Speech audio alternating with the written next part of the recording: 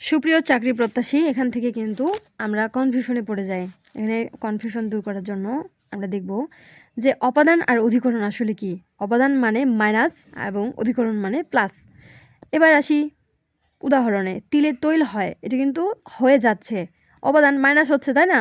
এটা কি অপাদান। গাছ থেকে পাতা পড়ে, পাতা কি গাছ থেকে পড়ে যাচ্ছে, বিয়োগ হচ্ছে, মানে ঝরে যাচ্ছে, এটা অপাদান।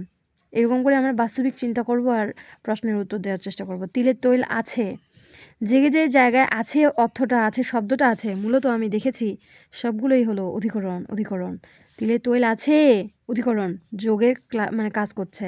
গাছে পাতা আছে, অধিকরণ, গাছে পাতাগুলো আছে, অধিকরণ। ছাদে পানি পড়ে, পানি পড়ে যাচ্ছে, অবদান, মাইনাসের কাজ হচ্ছে, তাই না?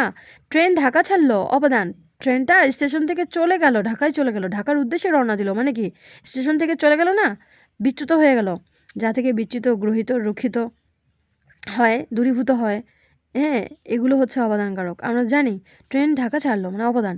ছাদে বৃষ্টি পড়ে, এটা কিন্তু পড়তেছে, ছাদে বৃষ্টিটা পড়তেছে, ছাদেই থাকতেছে বৃষ্টিটা পড়ে, অধিকরণ। আর যদি হয় মেঘ থেকে বৃষ্টি হয়, মেঘ থেকে বৃষ্টি হয়, মেঘ থেকে তো বৃষ্টিটা ঝরে ঝরে পড়ে যাচ্ছে, তাই না? মেঘে তো আর বৃষ্টি থাকতেছে না, মেঘ থেকে বৃষ্টিটা পড়ে যাচ্ছে মাটিতে ঝরে ঝরে, এজন্য কিন্তু বিয়োগের কাজ হচ্ছে, এটা অবদানকারক।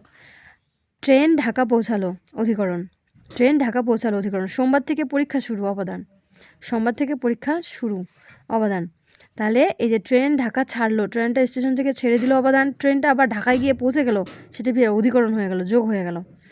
বিয়োগ হলো একদিকে, যোগ হয়ে গেল অন্যদিকে, যোগ হলে অধিকরণ আর বিয়োগ হলে অবদান। সোমবার থেকে পরীক্ষা শুরু, অবদান। সোমবার স্কুল বন্ধ, অধিকরণ। অধিকরণ কারকে সাধারণত এনজিসিওতে সপ্তমী বিভক্তি যুক্ত হয়। Thanks for watching.